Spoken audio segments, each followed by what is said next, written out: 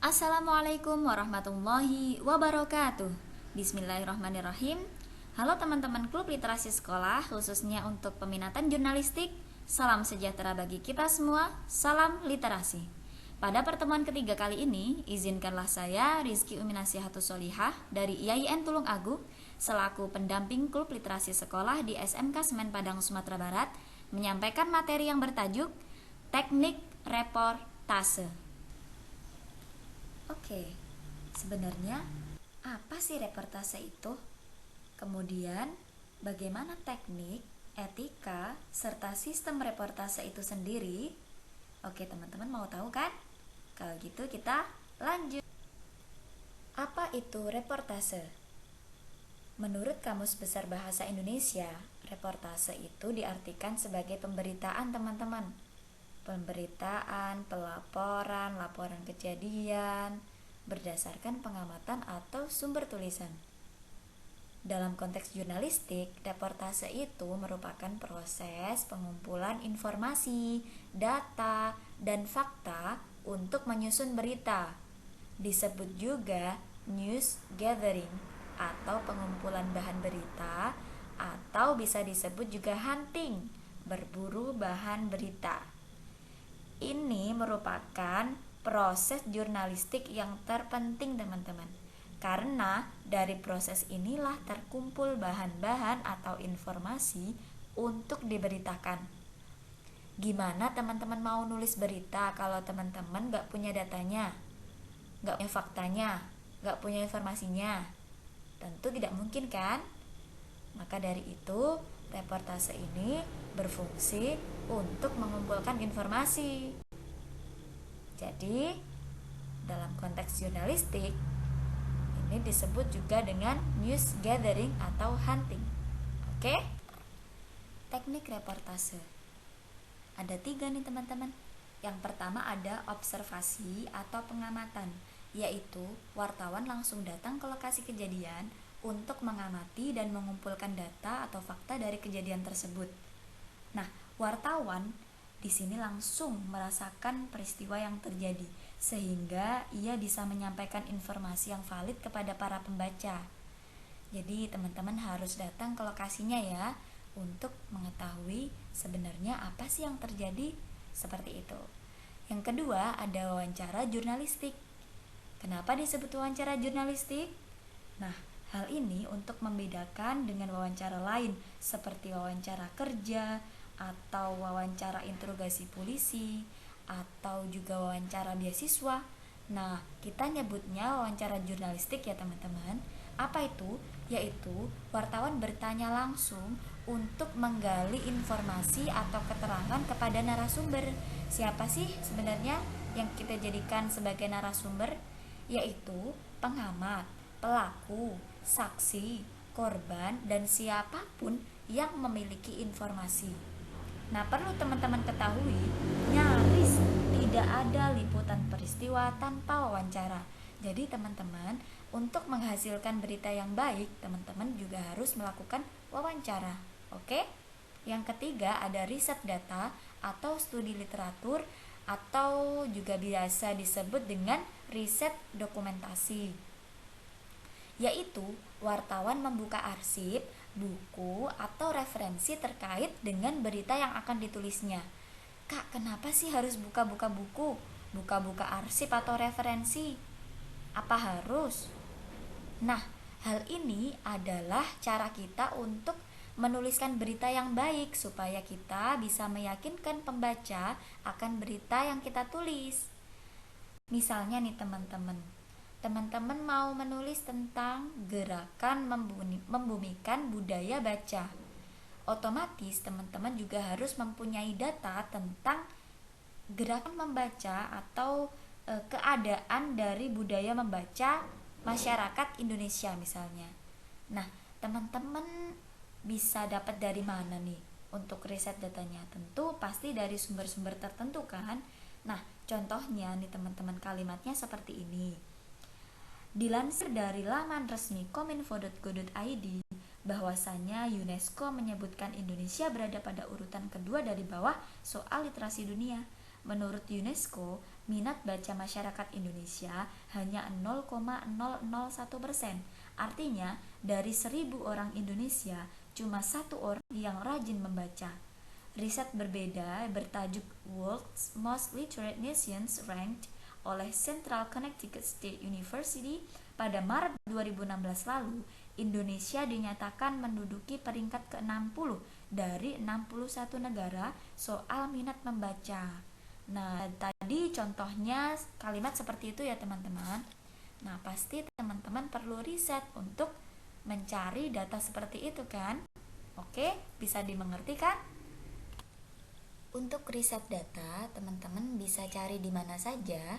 Nah, berikut adalah sumber-sumber yang bisa dijadikan bahan dalam riset dokumen atau studi literer. Yang pertama adalah di koran atau majalah cetak. Nah, teman-teman, apa yang dilakukan? Teman-teman mempelajari terhadap berbagai pemberitaan dari reportase yang objektif. Kemudian bisa juga teman-teman cari teks berita, foto atau caption dan tulisan yang mengandung opini yang sekiranya bisa dijadikan bahan tambahan untuk membuat berita itu sendiri. Yang kedua, ada buku. Buku itu layak teman-teman untuk dijadikan sumber data karena memuat bahasan yang mendalam dan cakupan pemahaman yang luas. Apa yang dilakukan? Teman-teman bisa memeriksa data-data statistik yang dikutip dalam buku tersebut. Buku kan ada nih banyak jenisnya ya. Ada kamus, ensiklopedi, biografi, tesis atau disertasi, jurnal, dan lain-lain. Seperti yang saya kutip pada presentasi di awal tadi, saya mengutip pengertian reportase dari Kamus Besar Bahasa Indonesia. Nah, itu merupakan kamus ya teman-teman. Jadi kalau pengertian-pengertian, kemudian data-data, teman-teman bisa ambil juga dari buku. Kemudian yang ketiga ada internet. Tentunya pasti zaman sekarang gitu ya, semua dapat diakses melalui internet, baik e-book, e-jurnal, media online, dan lain-lain. Jadi teman-teman bisa memanfaatkan internet untuk mencari data-data riset atau yang lain-lain supaya berita kita itu menjadi mantap teman-teman karena ada datanya seperti itu. Ketika kita melakukan wawancara, tentu kita akan mendapatkan informasi dari narasumber kita. Nah, sumber informasi laporan berita melalui wawancara ini biasanya dibagi menjadi 4 hal teman-teman. Yang pertama ada on the record. Apa pengertiannya? Yaitu semua pernyataan sumber boleh langsung dikutip dengan menyertakan nama serta identitas dari narasumber kita. Jadi, kita bisa menuliskan apa yang dibicarakan atau yang diungkapkan oleh narasumber kita dengan menyertakan nama dan identitasnya. Jadi aman ya. Beda halnya dengan yang kedua, yaitu on background. Semua pernyataan dari narasumber boleh kita kutip, akan tetapi tidak boleh menyertakan nama atau identitas dari narasumber kita. Jurnalis biasanya melakukan penawaran agar bisa menyebutkan lembaga atau profesinya. Misal, teman-teman mengutip suatu pernyataan dari narasumber, kemudian biasanya disebutkan nama dan identitasnya kan. Nah, untuk on background ini tidak boleh teman-teman menyebutkan nama atau identitasnya, akan tetapi hanya menyebutkan sumber Tempo di DPR misalnya, kemudian orang dekat presiden, dan lain-lain. Oke. Yang ketiga ada on the background. Gimana sih maksudnya?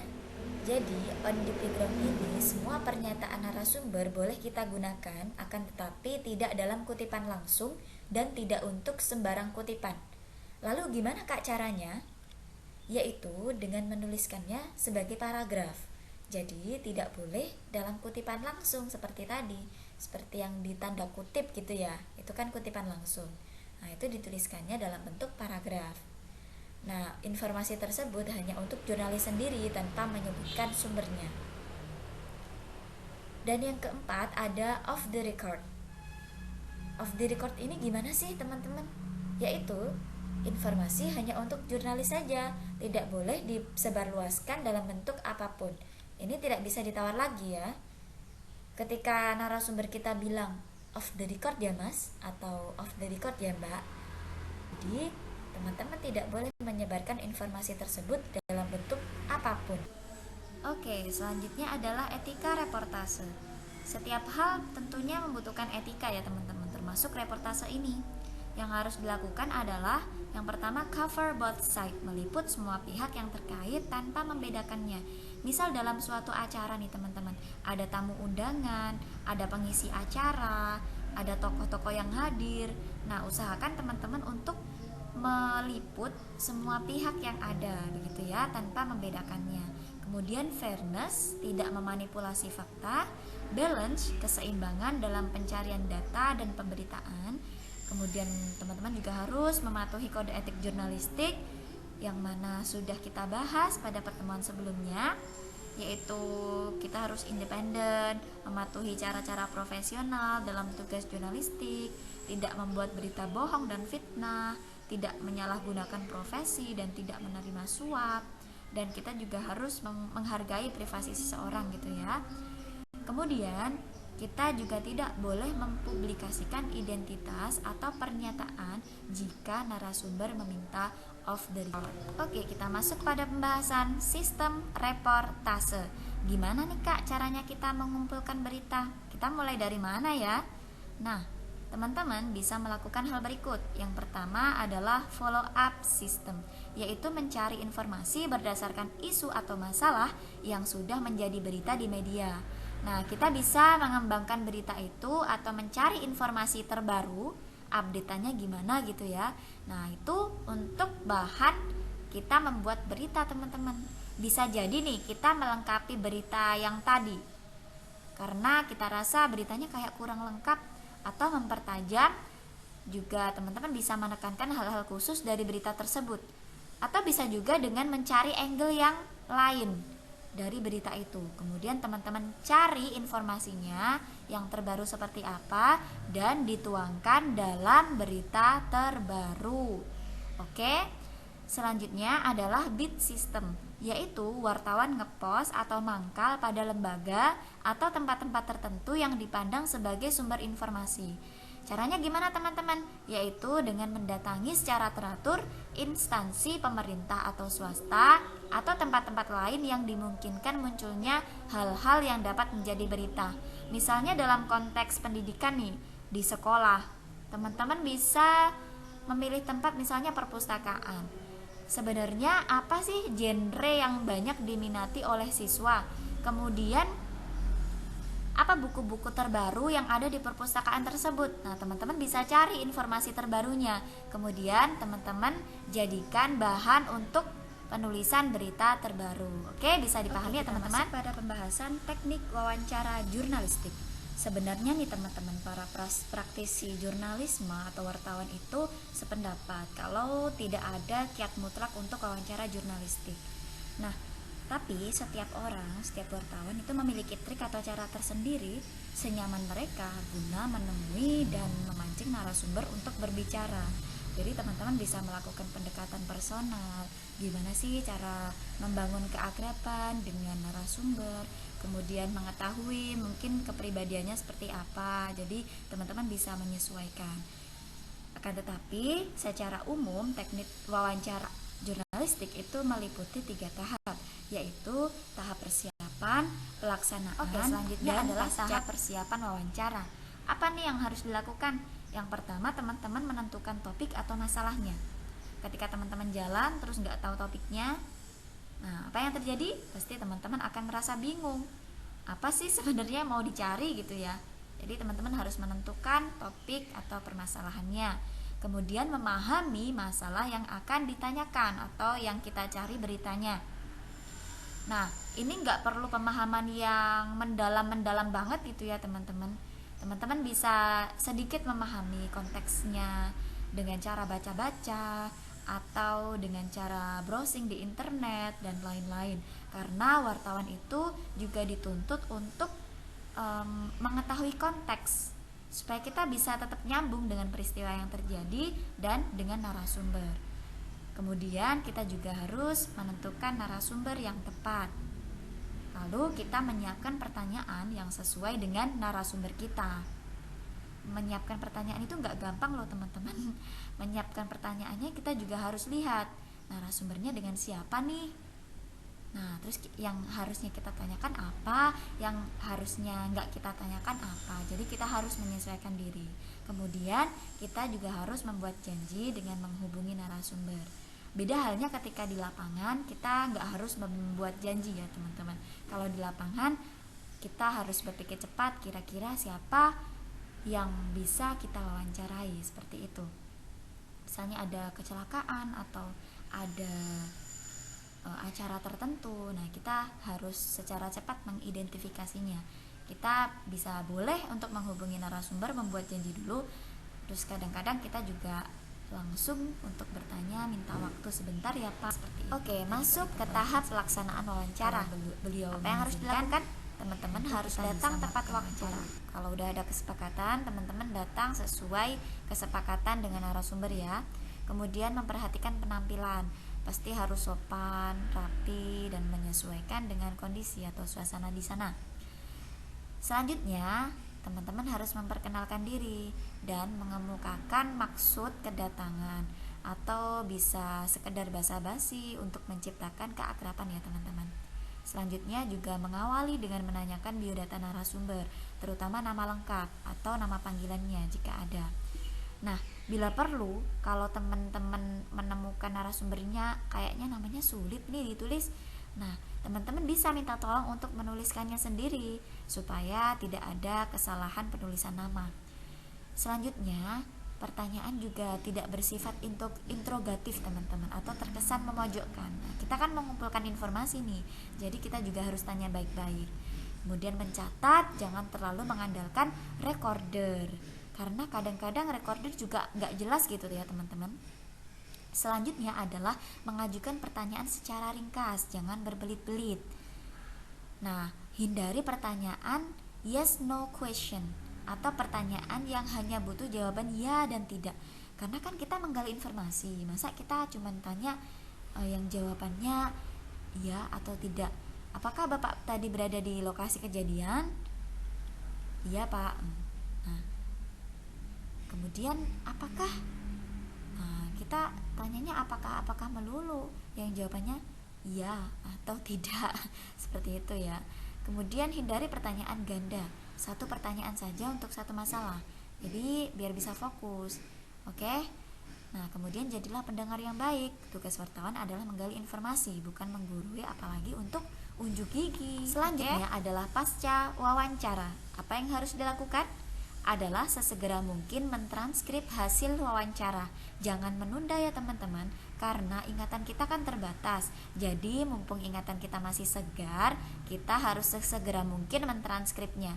Kalau pengalaman saya pribadi, ketika saya menunda untuk mentranskrip hasil wawancara, saya biasanya akan melupakan hal-hal detail yang sebenarnya bisa jadi akan memperindah atau mempermanis hasil tulisan berita yang akan saya tulis. Jadi teman-teman jangan menunda ya. Untuk yang kedua adalah langsung untuk jadi tahapan reportase itu adalah yang pertama menemukan peristiwa dan jalan cerita.